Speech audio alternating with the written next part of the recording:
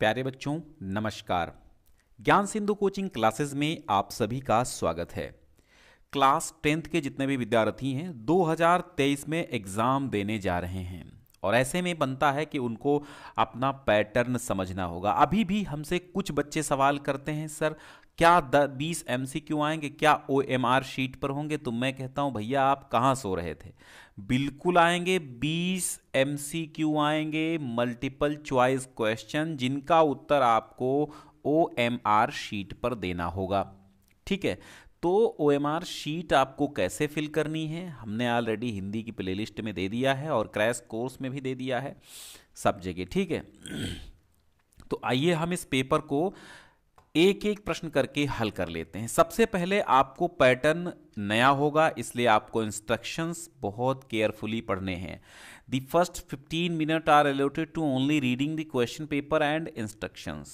15 minute इसीलिए दिए जाते हैं कि आप अपनी कॉपी पढ़ें, कॉपी के पीछे लिखे गए इंस्ट्रक्शंस पढ़ें और आप अपने पेपर में दिए गए जनरल इंस्ट्रक्शंस को पढ़ें और फॉलो करें ताकि आप गलती ना करें। 2023 का एग्ज़ाम आप देने जा रहे हैं और पहली बार MCQ यानी OMR बेस्ड होगा। ठीक है, तो इसलिए आपको टेंशन नहीं लेना है और कायदे से एग्ज़ाम देना है, सावधानी पूर्वक। चिंता अलग बात है, सावधानी अलग बात। तो सावधानी अपनानी है, चिंता नहीं। This question paper is divided into 2 sections. 2 sections में आपका पेपर होगा। सेक्शन ए आपका होगा, कहता है कि मल्टीपल चॉइस क्वेश्चंस यानी MCQ क्वेश्चन यानी ऑब्जेक्टिव क्वेश्चंस होंगे। कैंडिडेट यानी कि विद्यार्थी have to choose the correct option and write the answer in the answer script, यानी OMR शीट में आंसर देने हैं आपको। सेक्शन बी आपके डिस्क्रिप्टिव यानी विवरणात्मक प्रश्न होंगे। विवरणात्मक प्रश्न उत्तर वाले प्रश्न होंगे और सभी प्रश्न अनिवार्य होंगे, कुछ छोड़ने होंगे। जैसा आपको इंडिकेट किया जाए वैसे हल करना है आपको। तो सेक्शन ए में सीधी सी बात है, एक अनसीन पैसेज आएगा, यानी एक आपका पैसेज जो आएगा वो होगा अनसीन यानी अपठित गद्यांश और एक आपके प्रोज से आएगा। तो मैं देखता हूं, children are the future of any nation. किसी भी राष्ट्र के जो भविष्य होते हैं वे बच्चे होते हैं। They should be given proper education and food so that they would become an asset to their country, but it is unfortunate that children are being used as child laborers। यानी यहाँ पर चाइल्ड लेबर यानी कि बाल श्रम के लिए आवाज उठाई गई इस पैसेज में। इतनी समझ गए आप। अब इसके नीचे आपको कुछ मिलेंगे ऑब्जेक्टिव क्वेश्चन, कुछ नहीं मतलब 3 ऑब्जेक्टिव क्वेश्चन मिलेंगे जो कि एक एक नंबर के होंगे। In which occupation still there is no ban on child labour. तो जब आप ये प्रॉपर तरीके से पूरा का पूरा आप ये पैसेज पढ़ लेंगे तो आपको पता चल जाएगा कि भैया कहाँ पर आपको है। ठीक है, तो यहां पर पहला प्रश्न क्या कह रहा है, in which occupation still there is no ban on child labour. तो यहां पर आप देखेंगे तो लिखा होगा, यहां है, यहां पैसेज में इसका उत्तर मिलेगा, there is no ban on child labour in non hazardous occupations. ठीक है, तो यहां पर आप ये आंसर आपका होगा। तो यहां ऑब्जेक्टिव आप देखेंगे ऑप्शन में नॉन हैजार्डियस ऑक्यूपेशन हो जाएगा। फिर देखेंगे नेक्स्ट। ठीक, अगला क्वेश्चन क्या कह रहा है, name the industry that has a special demand for child labour. उस कंट्री का नाम बताओ जहां पर स्पेशल तौर पे बाल श्रम को बढ़ावा दिया जाता, मांग होती है बाल श्रम की। ठीक है, तो ये कंट्री आपकी कौन सी होगी? तो आपका 2 का आंसर होगा सी, कारपेट इंडस्ट्री। कौन सी इंडस्ट्री होगी? कंट्री नहीं, इंडस्ट्री। तो कारपेट इंडस्ट्री एक ऐसी इंडस्ट्री है जहां पर चाइल्ड लेबर की डिमांड है और ये आपको इसी पैसेज में कारपेट इंडस्ट्री मिल जाएगा। ठीक है, फिर इसी प्रकार नेक्स्ट क्वेश्चन भी पैसेज से ही होगा। Which word in para 3 means the same as negligence. अब नेग्लिजेंस का मीन सेम यानी नेग्लिजेंस का पर्यायवाची आपको बताना है, तो 3 का सी लैक्सिटी हो जाएगा। ठीक है, नेग्लिजेंस का लैक्सिटी हो जाएगा आपका इसी पैसेज में। कह रहा पैरा 3 में दिया गया है, तो पैरा 3 आप यहां देखेंगे तो ये पैरा 3 में आप ढूंढेंगे तो मिल जाएगा आपको। फिर देखिए, अब ये पेपर आपको डाउनलोड करने के लिए डिस्क्रिप्शन में आपको पहली लिंक दी जाएगी जहां से आप इसे डाउनलोड कर पाएंगे। डाउनलोड कर लीजिए और इसके पैसेज और पूरा पेपर प्रॉपर तरीके से तैयार कर लीजिए। ठीक है, तो ये हो गए आपके 3 पैसेज, ऊपर से पैसेज के क्वेश्चंस। ठीक है, अब यहां से 4 से लेकर के 8 तक choose the correct option to answer the following, यानी अब आपको या 4 से 8 तक करेक्ट ऑप्शन चुनना है। She has been hard since last night, तो hard be has been work hard, worked hard, working hard या टू वर्क, ये आपका लिया गया है। ये 4 से 8 4 क्वेश्चन जो हैं आपके ग्रामर पोर्शन के हैं। तो चौथे का आंसर आपका हो जाएगा सी हैज़ बीन वर्किंग हार्ड। ठीक है, तो यहाँ पर वर्किंग आपका भरा जाएगा, इसलिए यहाँ पर सी ऑप्शन वर्किंग सही होगा। Ram went to a shop, change into future indefinite, यानी इसको आपको फ्यूचर इंडेफिनिट में, ये पास्ट इंडेफिनिट में है तो फ्यूचर इंडेफिनिट में वेंट लगा है, सेकेंड फॉर्म लगी है, तो आप समझ गए पास्ट इंडेफिनिट सेकेंड फॉर्म के लिए। ठीक है, तो पास्ट इंडेफिनिट जो है पास्ट इंडेफिनिट में है और फ्यूचर इंडेफिनिट में बदलना है, तो आपको आप 5 का लगा लीजिए A. Ram will go to a shop, future indefinite मतलब जाएगा, बस हो गया फ्यूचर इंडेफिनिट। अब ये फ्यूचर इंडेफिनिट में Ram will go to a shop होगा, या आप गोइंग मत लगाइएगा। ठीक है, फिर नेम द पार्ट्स ऑफ, तो 5 का ये सही हो गया। ठीक है, 6 के देखिए, name the parts of speech the underline word in the given sentences, he will write a sentence daily. यहाँ पर parts of speech the underline, underline में आपको पार्ट ऑफ स्पीच ढूंढना है। ठीक है, तो यहाँ पर राइट में अंडरलाइन है, तो आप ढूंढिए name the parts of speech the underline word in the given sentence. ठीक है, he will write a sentence daily, noun, pronoun, verb, adjective. क्या है ये, क्या है ये? राइट जो है वो नाउन है, प्रोनाउन है, वर्ब है, एडजेक्टिव। तो राइट मीन्स लिखना, तो लिखना क्या हुआ, एक वर्ब हो गई। तो सिंपल सी बात है, आपको कुछ करना ही नहीं है, 6 का सी लगा दीजिए, हो गया आपका सही answer. Frame A correct sentence by reordering the words, यानी आपको यहां पर फ्रेम करेक्ट करना है एक सेंटेंस। ठीक है, me give eat to something please, तो अब इसको आपको रीऑर्डर करना है। ये इधर उधर तितर बितर हो गए हैं, पजल वर्ड समझिए, तितर बितर हो गए हैं, और आपको इसका क्या करना है, रीऑर्डर करना, सही इस तरीके से आपको लगाना है। तो इसका आप क्या लगा देंगे, please give me something to eat. ठीक है, या me give eat to something please, नहीं, please give me something to eat हो गया। Which word is correctly spelled, यानी कौन सा वर्ड है जो आपका की स्पेलिंग एकदम सही बता रहा है, वो बताइए। तो 8 का आंसर ए हो जाएगा, बिलीव। ये बिलीव की स्पेलिंग बिल्कुल सही है। अच्छा, कुछ लोगों को बड़ा कंफ्यूजन होगा, तो वो अपना समझ लेंगे। फिर एक पैसेज आपका आएगा, ये सब एक एक नंबर के आएंगे। ठीक है, फिर एक पैसेज आएगा जो आपके बुक से होगा। ठीक है, प्रोज बुक से आपका पैसेज पूछा जाएगा, और उस पैसेज के नीचे, यानी इन कंप्रीहेंशन पैसेज जो होता है वो करा भी चुके हैं लेंचो वाला। तो read a passage given below and answer the questions that follow, आपको केयरफुल्ली पढ़ना है इस पैसेज को, और पैसेज को पढ़ने के बाद उसके नीचे दिए गए 3 ऑब्जेक्टिव क्वेश्चन को, नहीं 2 ऑब्जेक्टिव क्वेश्चन को हल करना है, यानी 2 अंक का ये पूरा का पूरा है मामला। Lencho showed not the slightest surprise on seeing the money, such was his confidence, but he became angry when he counted the money. God could not have made a mistake. आप समझ गए होंगे। तो why did Lencho not show any surprise, यानी आश्चर्य नहीं हुआ उसको, उसने आश्चर्य कोई नहीं दिखाया। When he found the money in the letter, जब उसने पत्र में धन पाया, तो क्यों नहीं दिखाया? ठीक है, अब बताओ क्यों नहीं दिखाया। तो आपका जो सही जवाब होगा वो 9 का ए हो जाएगा, फेथ इन गॉड। वो गिना नहीं उसने, यानी ऊपर लिखा है Lencho showed not the slightest surprise on seeing the money, such was his confidence but the became angry when he counted the money. God could not have made a mistake. तो उसका गॉड में क्या था, विश्वास था, इसलिए लिंचो आश्चर्यचकित नहीं हुआ और उसने गॉड पर भी ये आरोप नहीं लगाया। उसने सोचा कि गॉड, भगवान भला कैसे गलती कर सकता है। व्हाट मेड लिंचो एंग्री, किसने वो क्या था जिसने लिंचो को बड़ा क्रोधित कर दिया। Finding less money, finding the envelope torn, thinking that the post office staff would have stolen the money.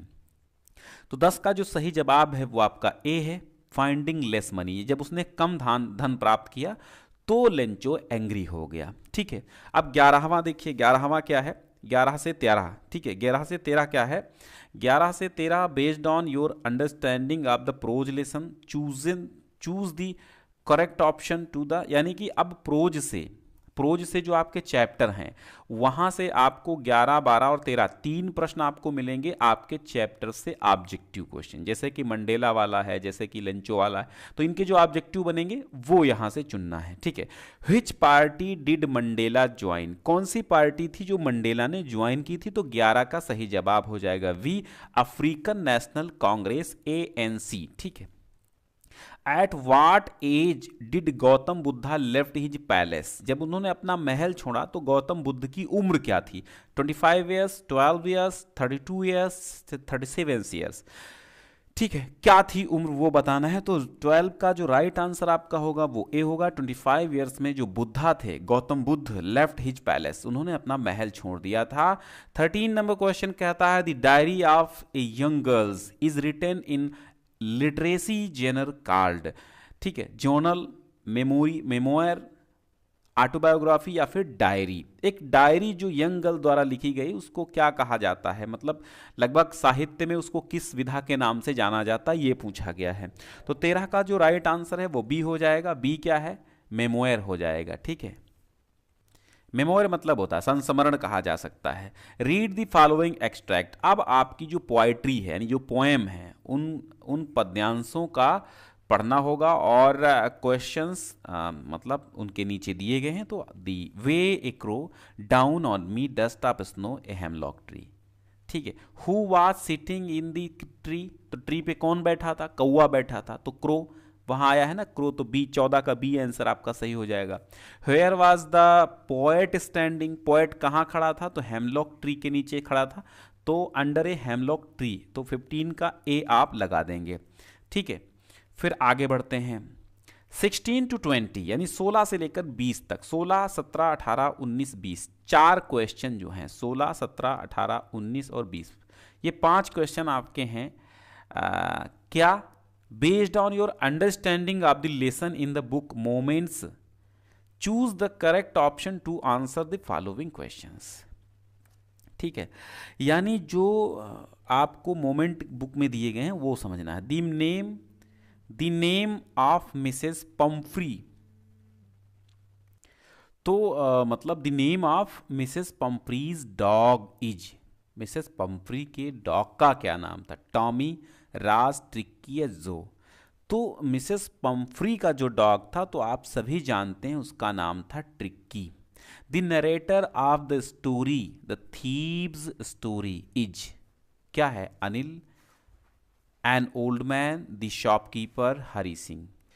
यानी द थीव्स स्टोरी, इसका जो है नरेटर कौन है, लेखक कौन है, ये बताना है आपको। तो 17 का जो आंसर है वो डी होगा, हरी सिंह है। Griffin was a brilliant scientist but was a lawless person, law abiding person, good artist या नॉनसेंस फेलो, क्या था वो। तो 18 का आप लगा दीजिए ए, लॉलेस पर्सन, यानी जो वो क्या था, कानून रहित था, उसमें कोई कानून नहीं था, यानी वो जो है विधि को नहीं मानता था, कानून रहित पर्सन कह सकते हैं। Species of butterflies were collected by Ebright by the time he was in the second grade, 20, 25, 90 या न्यूमरस। तो इसका जो सही जवाब है 19 का वो हो जाएगा बी, 25। कितनी स्पीसीज, प्रजातियां, बटरफ्लाईज कलेक्टेड, एब्राइट के द्वारा कितनी प्रजातियां कलेक्ट की गई बटरफ्लाई की, तो 25। ठीक है, तो 25 यहाँ पे लिख देंगे। Monsieur Loisel is a clerk in the office of the board of education, higher education minister, tourism department या फैकल्टी ऑफ मैनेजमेंट। तो ये होगा द बोर्ड ऑफ एजुकेशन में मॉन्सियर लॉइजल क्या थे, क्लर्क थे। ठीक है, तो ये 20 आपके जो थे एमसीक्यू थे। एमसीक्यू कहाँ देने हैं आपको, ओएमआर पे देने हैं। ओएमआर कहाँ चेक होगी, कंप्यूटर के द्वारा चेक होगी ओएमआर। तो आप जो है इसके बारे में सोचते रहिए, ओएमआर करा देंगे, इसके बारे में आप जो है बहुत कायदे से तैयारी करके एग्जाम दीजिए। चलते हैं पार्ट बी की तरफ, यानी कि आपका सेक्शन बी जो डिस्क्रिप्टिव आना है यानी वर्णनात्मक आना है। सेक्शन बी आएगा, read the following passage carefully and answer the questions given below. अब आपको कॉपी पे लिखना स्टार्ट करना होगा। Pollution happens when unwanted gases and other materials escape into the environment. It causes waste, financial losses and damage to human, animal and plant health. कुल मिला के प्रदूषण पे ये पैसेज है आपका। अब उसके नीचे देखिए क्वेश्चंस जो दिए गए हैं उनके आंसर आपको देना है। तो what are the main factors responsible for pollution. तो आप पहले प्रश्न का उत्तर इसी पैसेज में खोजिए और सारे प्रश्नों का भी उत्तर इसी पैसेज में। इस पैसेज के नीचे 4 प्रश्न दिए गए हैं, चारों का उत्तर इसी पैसेज में है। तो जिन ढूंढा तिन पाइयां गहरे पानी पैठ, मैं बपुरा बूढ़न डरा रहा किनारे बैठ। तो जो ढूंढेगा वो पा जाएगा। देखो यहां पर कह रहा है what are the main factor responsible for pollution. तो यहां दिखेगा हाई ग्रोथ इन इंडस्ट्री, यानी कि large growth in industry and in the world's population in the last 100 years have led to more and more industrial process and pollution. यानी कि बहुत ज़्यादा उद्योगों का बढ़ना और पॉपुलेशन का बढ़ना, सीधी सी बात है, large growth in industry and in the world's population are the main factor responsible for pollution. ये आप लिखेंगे। सेकंड क्वेश्चन है which elements do pollute rivers and oceans, यानी क्या कौन से तत्व हैं या कौन से कारक हैं जो नदियों और समुद्रों को क्या कर रहे हैं, पोल्यूट कर रहे हैं, प्रदूषित कर रहे हैं। पोल्यूट मतलब प्रदूषित करना। कौन से कारक हैं जो प्रदूषित कर रहे हैं। ठीक है, तो यहां आप देखेंगे increasing quantities of heavy metals such as mercury and lead, chemicals, sewages and oil spills are polluting lakes, rivers and oceans. ठीक है, यानी इसको आप शॉर्ट टर्म में लिखेंगे तो लिखेंगे large quantities of mercury and lead, chemicals, sewage and oil spills pollute rivers and oceans. ठीक, ये लिख देंगे। फिर है तीसरा प्रश्न है find out the word from the passage which means difficult and see through.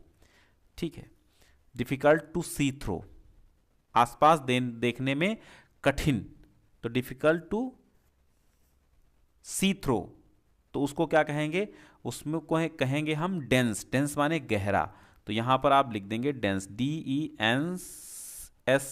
ठीक है, डेंस, डेंस माने क्या हो जाएगा, गड्ढा या गहरा। फिर अगला क्वेश्चन कह रहा है कि give the noun form of different. Different word की आपको नाउन फॉर्म में लिखना है, तो डिफरेंट को डिफरेंस लिख देंगे आप, डिफरेंस। ठीक है, क्या लिखेंगे, DIFFERENCE, डिफरेंस लिख देंगे तो ये आपका नाउन बन जाएगा।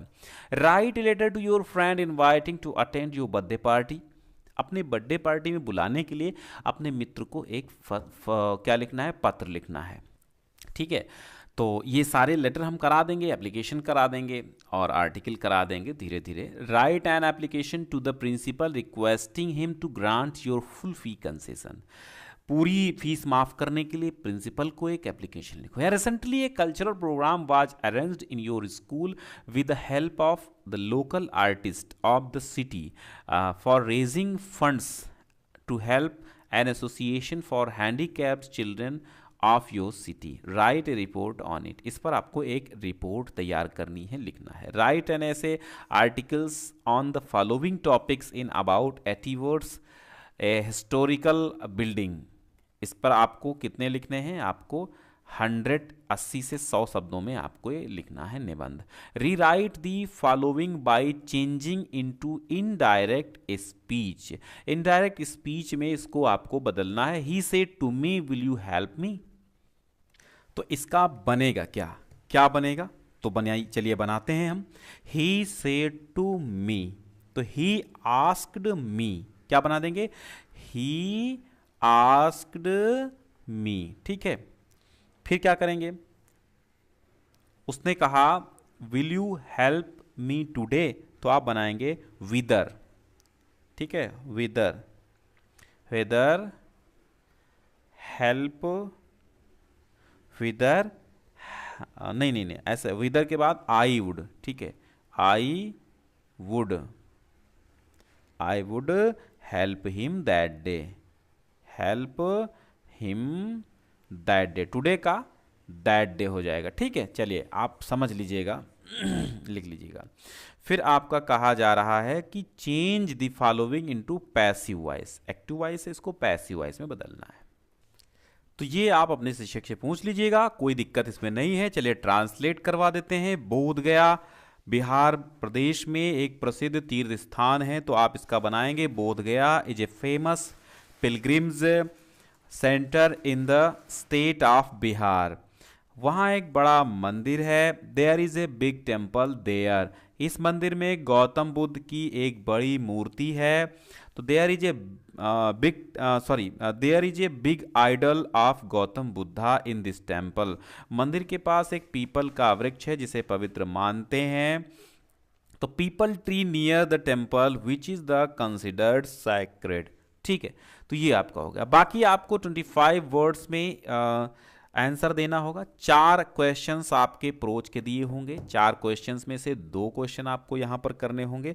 और ये दोनों क्वेश्चन कितने कितने नंबर के होंगे, जी हाँ, ये दोनों क्वेश्चन जो हैं, ठीक है, आपके 2-2, 3-3 नंबर के होंगे। ठीक है, चलो। और what according to Mandela's is true freedom, या how did Lencho feel when it began to rain. ठीक है, तो इन 2 में से आपको एक करना है। फिर आपको एक लॉन्ग और एक 2 शॉर्ट। ठीक है, एक लॉन्ग और 2 शॉर्ट आपके कहाँ आएंगे, प्रोज में आएंगे।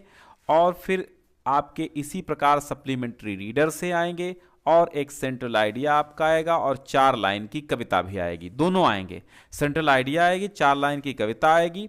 और एक क्वेश्चन आपका पोएट्री से भी आ सकता है, जैसे what happened when the dust of snow fell on the poet. ठीक है, तो चाहे आप पोएट्री के क्वेश्चन का आंसर दे दीजिएगा, या फिर आप पोएम ही 4 लाइन का लिखिएगा। तो मेरी समझ से पोएम बेहतर रहेगी। डस्ट ऑफ स्नो या फिर फॉग जैसे 2 कविताएं दी हैं, इनमें से एक सेंट्रल आइडिया लिखनी है। फिर आपको सप्लीमेंट्री रीडर के आपके उसी प्रकार 2 शॉर्ट और एक लॉन्ग आंसर टाइप क्वेश्चन आएगा। तो ये पेपर कैसा लगा आपको जरूर बताइएगा, और डाउनलोड कर लीजिए, आराम से इसको सॉल्व कर लीजिए। क्वेश्चन सभी ज़बरदस्त हैं, इंपॉर्टेंट है, मोस्ट इंपॉर्टेंट है। बहुत बहुत शुक्रिया, मिलते हैं नेक्स्ट क्वेश्चन पेपर के साथ, तब तक के लिए नमस्कार।